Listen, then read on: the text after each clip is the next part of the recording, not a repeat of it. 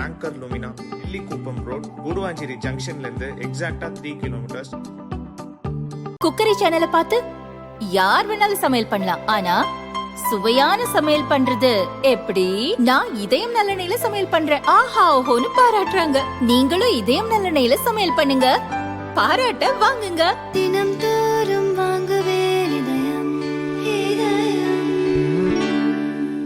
ஊட்டி நகராட்சி கமிஷனராக இருந்தவர் ஜஹாங்கீர் பாஷா. இவர் கடந்த 9ஆம் தேதி லஞ்ச பணத்துடன் செல்வதாக லஞ்ச ஒழிப்பு போலீசுக்கு தகவல் கிடைத்தது. காரில் சென்ற ஜஹாங்கீரை கண்காணித்து வழியில் மடக்கினர். அவரிடம் சோதனையிட்டதில் 11,70,000 ரூபாய் இருந்தது.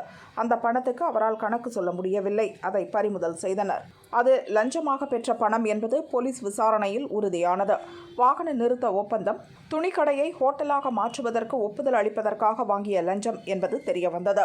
கமிஷனர் ஜஹாங்கீர் பாஷா மீது கடந்த 10ஆம் தேதி வழக்கு பதியப்பட்டது. காத்திருப்போர் பட்டியலில் வைக்கப்பட்ட ஜஹாங்கீர் 3 வாரங்களுக்குள் தற்போது திருநெல்வேலி மாநகராட்சி உதவி கமிஷனராக நியமிக்கப்பட்டுள்ளார்.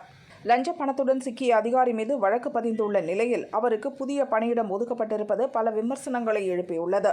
அவர் மீது துறை ரீதியான விசாரணை நடத்தப்பட்டதா, அவருக்கு உதவி செய்தவர்கள் யார் என்பன போன்ற கேள்விகள் எழுப்பப்படுகின்றன.